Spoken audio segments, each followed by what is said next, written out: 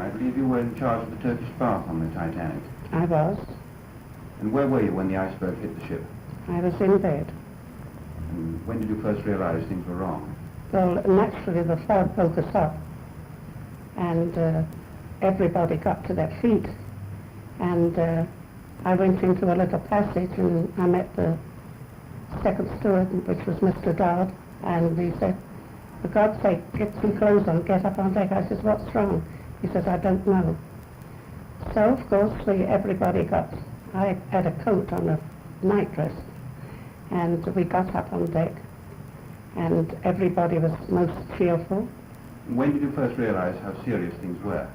I didn't think it was serious because I didn't think it was possible a big ship like that could sink.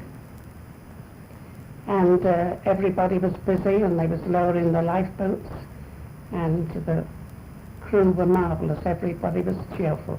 And how did you escape? In the last lifeboat, and I didn't want to go. And then, of course, you realized that things were very serious. Yes, I did. And did you see the ship sink? I did. It sank very quickly. That must have been a most dramatic sight. It was, because you could just see the lights going down and down. Did you hear the music playing? I did. Almost till the end? Till the end, I heard them play, you know,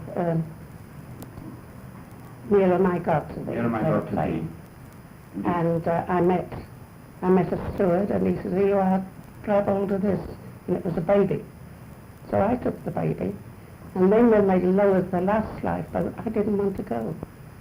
And they said that one of the other stewards, and Mr. Wheat, he was helping lower them, and Mr. Murdoch, he was the chief steward, and he was shouting out, "Ladies, children and women first." They was marvellous. And you took the baby? I took the baby, and I didn't want to go, so they said, "Come on." And I went down in the last lifeboat, and I think there was 72 in it. And two of the stewards manned the boat. And which ship rescued you? Carpathia. The Carpathia. And she was full, of course, going on a Mediterranean cruise. And you brought the baby safely back with you?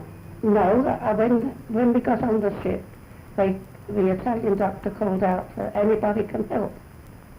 So they had big jars of emulsion, for the rubber. Well, only that the stewards of the Carpathia were waiting there with brandy and hot blankets for the survivors. And then, of course, there wasn't much space for us.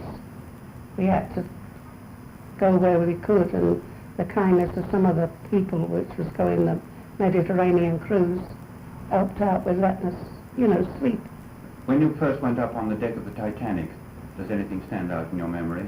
Only that everybody was most cheerful, and everybody was helping one another, and trying to do what they could. They never thought it was so serious. What did you take with you? Well, my clothes? Of your personal things? Nothing at all. No? I went back to get some personal things that I had, some money and stuff, but the water was coming down the stairs, so I had to go back. You saw the water? Oh yes, coming down the gangways, they call it. So I went back, and everybody was up on deck then. How long were you on deck before you got in the lifeboat? About an hour. And then how long were you at sea before you were rescued? It was about 2 o'clock, I think. It was near about 2 o'clock when we was picked up. Then we floated round all night in the lifeboats. And then we was picked up by the Carpathia. You see, she couldn't come nearer to us. We had to go to them, you see, on account of wanting to sink. And you could hear the ice crash in the sides of the boats. You saw ice all round you? Oh yes, crashing and the water, the ocean was as smooth as a pond. And you were in the water you were in the boat until daylight? Yes, quite daylight. And then we was brought on to New York, and the Lapland brought us back to Plymouth, the survivors, which had to come back.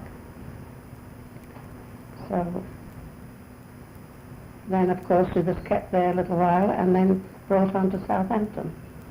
Of course, that was very sad, because everybody thought you knew somebody who was lost, and I had so many friends on there, and you couldn't tell them anything. And then you yourself went back to sea? Yes. You went back Yes. with the White Star Company? Yes. I made what they call a Mediterranean cruise. Then I was a little while, and then I gave it up and come out this country to live. To live here? Yeah. Thank you very much, Mrs. Slocum. Okay. Where were you when the iceberg struck the ship? I just retired. And did you realize that something serious had happened straight away? No. When did you first realize the ship was in trouble? Until we got up and I met one of the stewards, Mr. Dodd, and he said, I said, what's wrong? He said, I don't know, but get up on deck. Everybody get up on deck, which we did. Then we didn't think it was serious. And you stayed on deck some time? Yes, quite a while. And everybody was helping, all the stewards, and everybody was helping to put the people in the lifeboats. And one of the stewards gave me a baby to take care of. And we all waited in turn to get in the lifeboats. I never wanted to go because I didn't think it was possible that anything could. I felt I was safer on the deck of the ship. That she sank very quickly, and I was in the last lifeboat, which was lowered. And then you how long were you at sea? All night. All night? Yes, all night.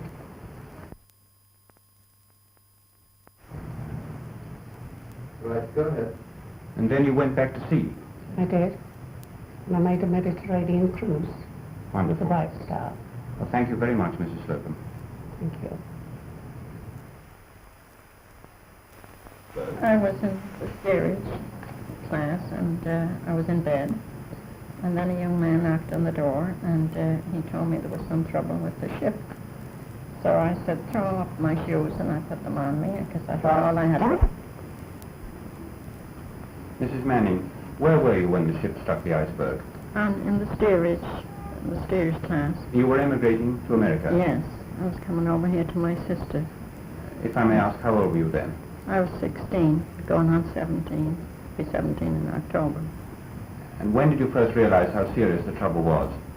Oh, I didn't until I got to this country. I thought it was part of the trip, to tell you the truth. I didn't realize that there was any danger. You didn't realize there was any danger? No, I thought that was pretty hard way to get here, but I didn't really think it was as bad as it was until after. When the alarm was sounded, what happened? Well, I was asleep at the time, and I thought then the ship had landed. So I thought we were here in this country. Then you went up on deck? And then I went up on deck, and then we were told to go down, that there was a piece of ice on deck, and that when they get it off of it, everything would be all right, to go down and go to bed. How did you escape? Well, we were standing on the steerage, third class they call it, and then we couldn't get up to second. And of course then there was one man with us, and he was our guardian angel, and he said, for God's sake, let the women up. So at that I got up And then you second. got... And then you got into a lifeboat? No, then I had to go to first cabin. The lifeboats were only going from first cabin. So there was a man on the second deck, and he asked me to go on his shoulder, and I climbed over, and then I think it was the last boat that was going out. Did you They take... didn't want to let me on because there was too many on the boat already. But you got into the boat? But I said to the man I'd like to go with my sister because there was a neighbor with me, and I thought he'd feel it. Because I didn't want to lose the crowd. I didn't really think it was any danger, but I thought I'd miss them in the dark. You know, it was very dark. Did you see the ship sink? Oh, yes.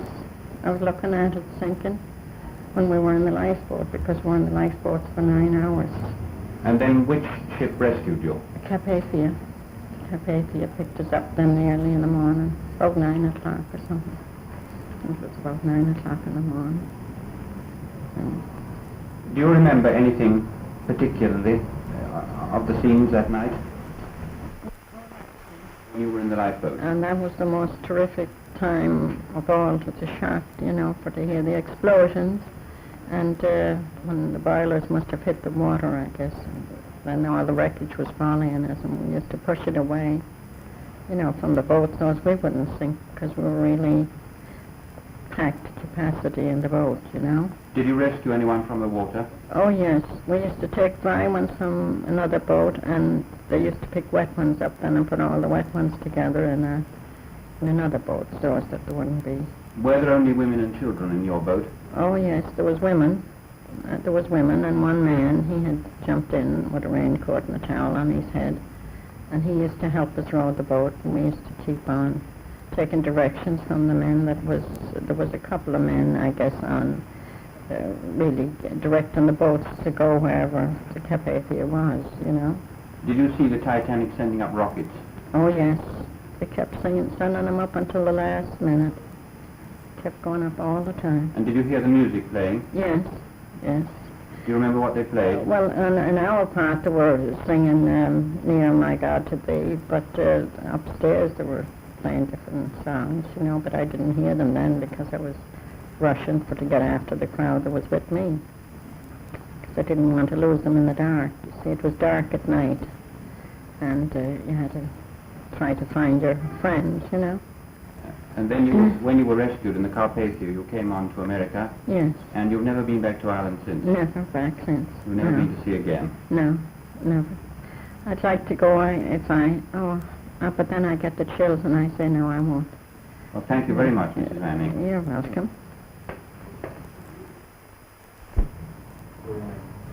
Mrs. Manning, where were you when the iceberg struck the Titanic? I was in the steerage, call it third class.